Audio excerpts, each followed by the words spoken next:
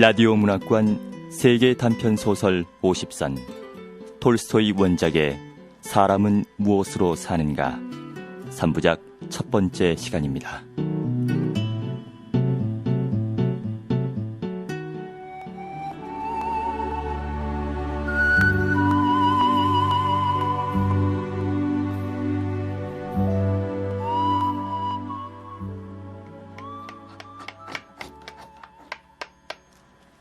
구두 재화공인 세모는 아내와 자식과 함께 허름한 농가에 새들어 살고 있었다.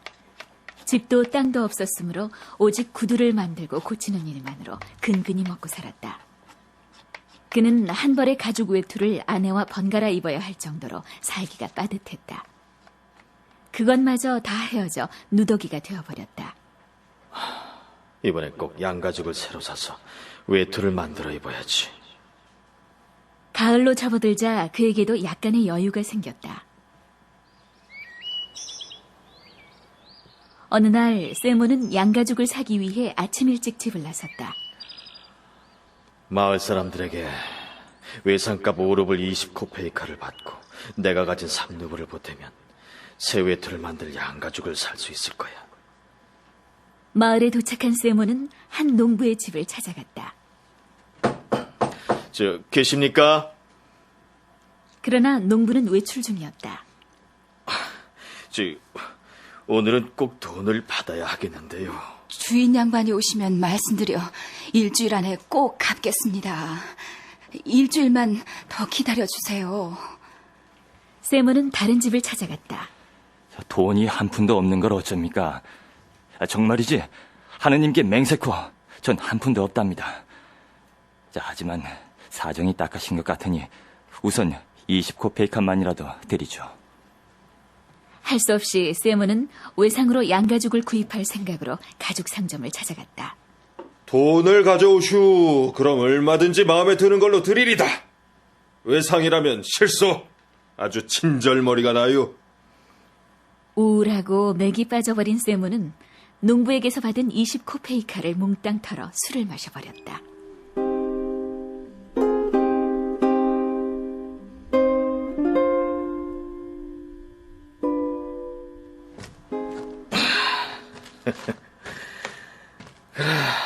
외투 같은 것 없어도 괜찮아. 이거 겨우 한 잔 거쳤을 뿐인데 이 몸이 후끈거리는걸. 그깟 모피 외투 따위가 무슨 소용이 있다. 그따위 것 없어도 이 몸은 얼마든지 살 수 있다고. 세모는 한 손에 든 지팡이로 얼어붙은 땅을 두드리고 다른 손에 든 털장화를 허공에 흔들며 중얼거렸다.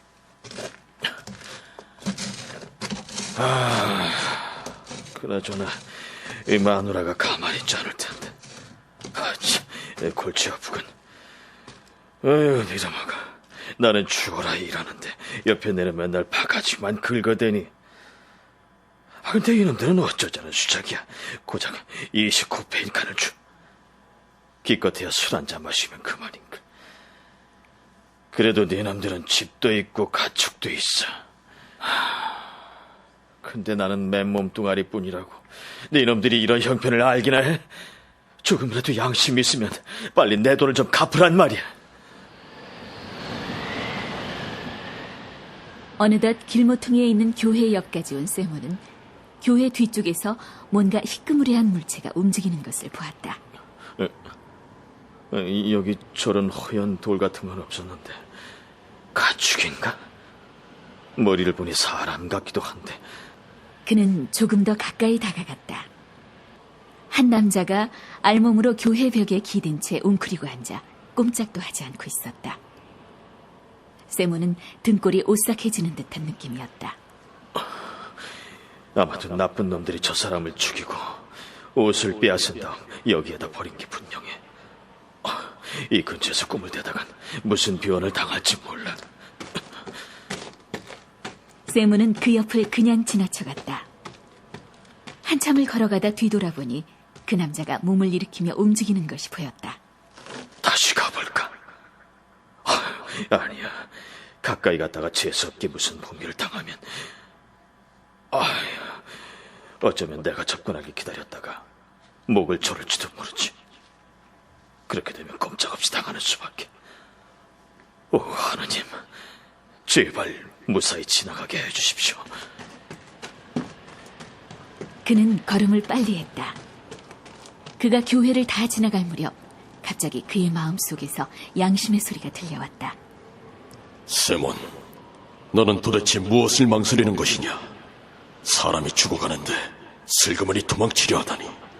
그런 행동은 지탄을 받을 것이다, 세몬. 결국 세몬은 발길을 돌려 그 젊은이의 곁으로 다가갔다.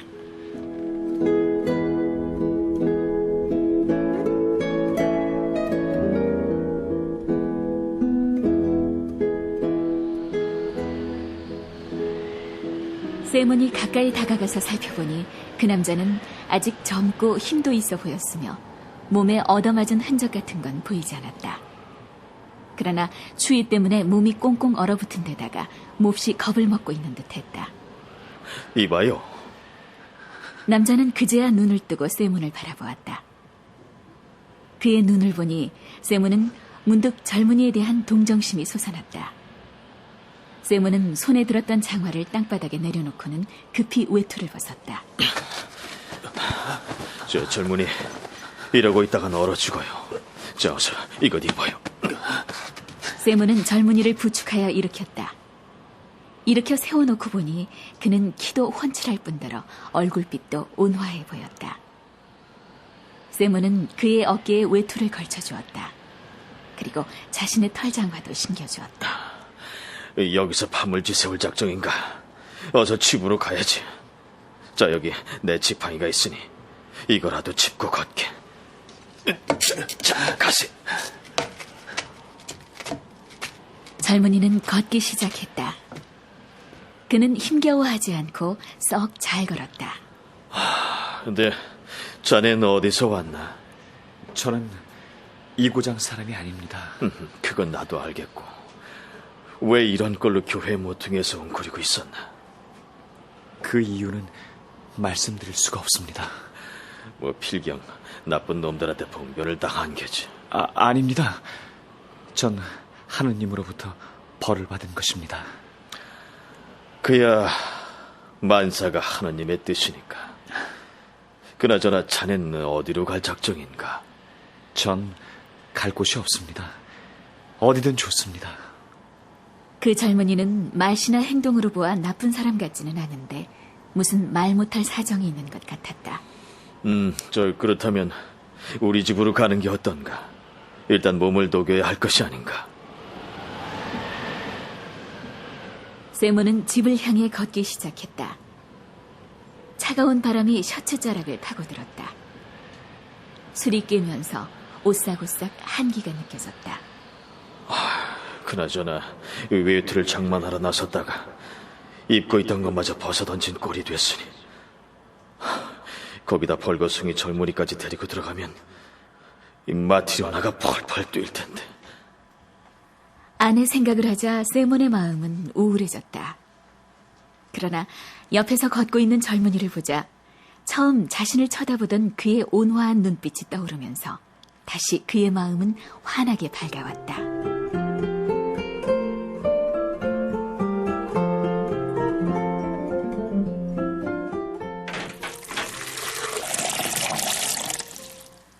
세몬의 아내는 일찌감치 집안일을 끝냈다.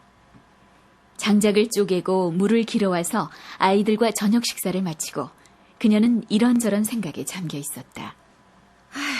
빵을 오늘 구울까 내일 구울까? 세몬이 밖에서 식사를 하고 온다면 내일 아침까지는 이걸로 충분할 것 같은데.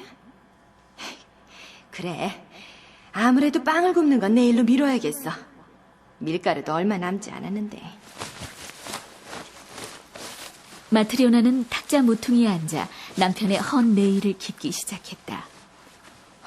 설마 가죽 장수에게 속진 않았겠지? 그이는 사람이 너무 좋아서 탈이라니까. 아니, 그런데 이가 너무 늦는 거 아니야? 혹시 그 돈으로 어디서 술을 퍼마시고 있는 건 아닐까? 마침 현관 계단이 삐걱거리면서 누군가 들어오는 소리가 났다. 마트리오나가 문 밖으로 나가보니 남편이 낯선 젊은이와 함께 들어서고 있었다. 그녀는 당장에 남편이 술을 마셨다는 걸 알아차렸다. 게다가 그는 속옷 차림에 빈손이었다. 내 이럴 줄 알았다니까. 생판 모르는 건달아가 올려 진탕 퍼마시고는 그것도 모자라 집에까지 끌고 왔군. 마트리오나는 낯선 젊은이가 입고 있는 외투가 자기네 것임을 알아차렸다. 그는 방 안에 들어와서도 잠자코 선 채 움직이지도 고개를 들지도 않았다. 뭔가 나쁜 짓을 저질러 놓고 겁을 집어먹고 있는 게 틀림없어. 마트리오나가 이마살을 찌푸리며 두 사람을 살피고 있자 세모는 아무렇지도 않다는 듯 모자를 벗고 태연하게 의자에 걸터 앉았다. 앉게. 저녁 식사해야지. 마트리오나, 왜 그러고 섰어? 저녁 준비 안 됐어?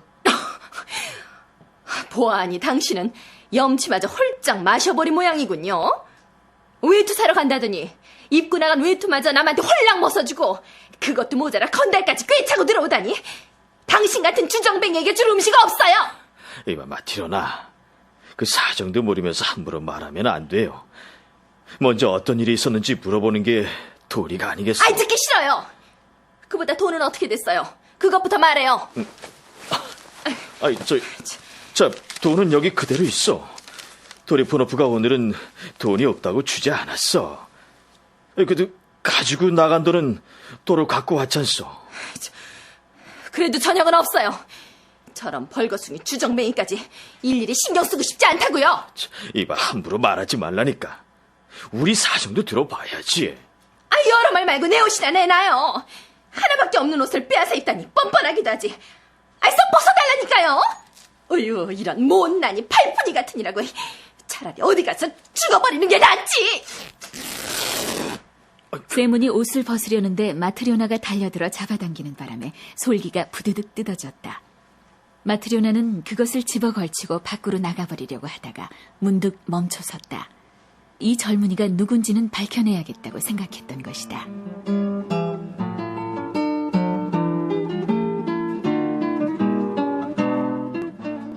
온전한 사람이라면 저렇게 벌거벗은 채로 돌아다닐 리가 없어요. 당신이 만약 나쁜 짓을 안 했다면 어디서 이 젊은이를 데리고 왔는지 왜 제대로 말을 못하는 거예요? 아까부터 그 말을 하려던 참이야.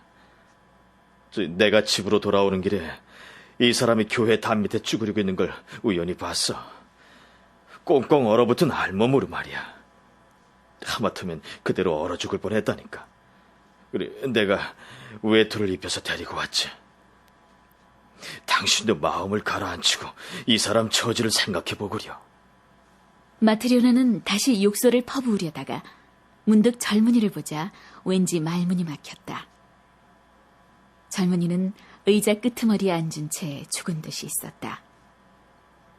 두 손은 무릎 위에 올려놓고 가슴팍에 고개를 떨군 채 눈을 감고는 숨이 막히는 듯한 표정을 짓고 있었다.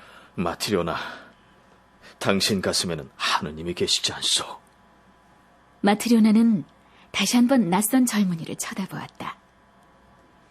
그러자 어느덧 노여움이 호련히 가라앉았다. 그녀는 돌아서서 저녁상을 차리기 시작했다.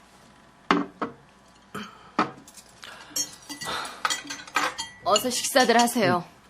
자, 이리 와서 앉으라고, 젊은이. 두 사람은 먹기 시작했다.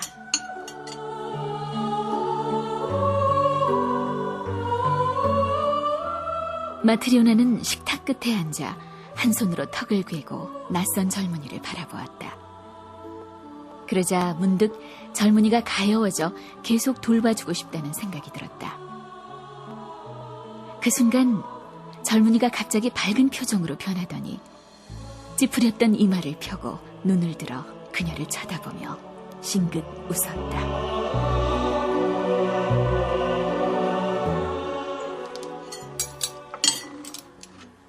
식사가 끝나자 마트리오나는 그릇들을 치우고 낯선 청년에게 물었다. 당신은 어째서 그런 곳에 있었나요? 그건 말할 수 없습니다. 당신 옷은 누가 벗겨간 거죠? 하느님께서 벌을 내리신 겁니다. 그래서 벌거벗고 쓰러져 있었단 말이에요? 네. 거의 얼어 죽을 뻔했죠.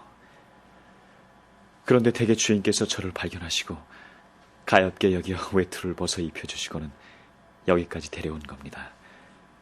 그리고 아주머니께서는 절 불쌍하게 생각하시고 먹을 것과 마실 것을 주셨죠. 두 분께서는 분명 하느님의 은총을 받으실 겁니다. 마트리오나는 방금 기어놓은 세몬의 낡은 네일을 젊은이에게 건네주었다. 자, 이거라도 입어요. 그리고 어디든 마음에 드는 자리에 누워서 자요. 침대 위든 벽난로 옆이든. 젊은이는 네일을 입은 다음 지붕 밑 다락에 가서 누웠다. 마트리오나도 자리에 누웠으나 좀처럼 잠이 오지 않았다. 젊은이가 마지막 남은 빵을 먹어버렸으니 당장 내일 아침 먹을 게 없네. 하지만 젊은이가 싱긋 미소 짓던 모습이 떠오르자 그녀의 마음은 어느새 환하게 밝아지는 것이었다. 저 사람 말이에요. 나쁜 사람 같지는 않은데 어째서 자기에겐 통하지 않는 걸까요? 뭔가 말 못할 사정이 있겠지. 세몬. 응. 우리는 가끔 남을 도와주는데 남들은 왜 아무도 우리를 도와주지 않는 거죠? 그런 생각을 해봤자. 오이. 세몬은 휙 돌아누워 잠을 청했다.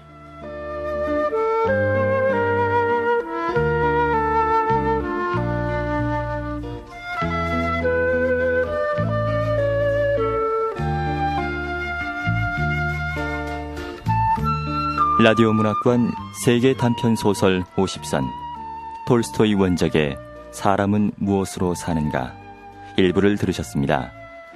세계적인 문호이자 위대한 사상가로 평가받는 톨스토이. 오늘은 톨스토이의 주요 작품과 작품 세계에 대해 서울대 노원어문학과 이현우 선생님의 말씀으로 들어보겠습니다. 도스토옙스키와 함께 러시아의 대문호로 꼽히는 톨스토이는 우리에게도 잘 알려져 있는 작가입니다. 그는 1828년에 귀족 가문에서 태어났는데 그가 만년의 삶을 보내기도 했던 출생지 야스나야 볼리아나는 현재도 많은 독자들과 관광객들의 발길이 이어지고 있는 명소입니다. 1852년에 자신의 자전 3부작 중 첫 번째 작품인 어린 시절을 발표함으로써 데뷔한 톨스토이는 이후에 전쟁과 평화, 안나 까레니나와 같은 걸작 장편 소설들을 완성함으로써 러시아 사실주의 문학, 더 나아가 유럽 사실주의 문학을 정점으로 끌어올리게 됩니다. 하지만 안나 까레니나를 완성한 해인 1877년부터 그는 정신적 위기를 경험하게 되며 예술로서의 문학으로부터는 거리를 두게 됩니다. 그가 겪은 정신적 위기의 내용과 내면적 변화에 대해서는 자신의 영혼의 고백서라고 할 만한 참회록에 잘 기술되어 있습니다. 1881년에 발표된 사람은 무엇으로 사는가는 바로 이러한 위기 이후에 쓰여진 작품이며 이와 유사한 성격의 여러 작품들에서 작가 톨스토이는 예술적 완성도보다는 교훈적이고 도덕적인 메시지 전달과 독자에 대한 감화를 더 우선적으로 의도하게 됩니다. 한국의 독자들에게 특히 많이 읽히고 있는 그의 작품 부활 또한 바로 그러한 작품군에 속한다고 할 수 있습니다. 톨스토이는 부활의 주인공 네올리도프와 마찬가지로 참회하는 귀족이 되고자 했으며 이러한 그의 모습은 안나 까레니나의 또 다른 주인공 레빈이 농민들과 함께 풀을 베고자 하는 장면 등에서도 확인할 수 있습니다. 이미 생전에 살아있는 성인으로 추앙받았던 톨스토이는 1910년 자신의 집을 떠나서 한 조그만 시골역에서 82세를 일기로 숨을 거두었습니다.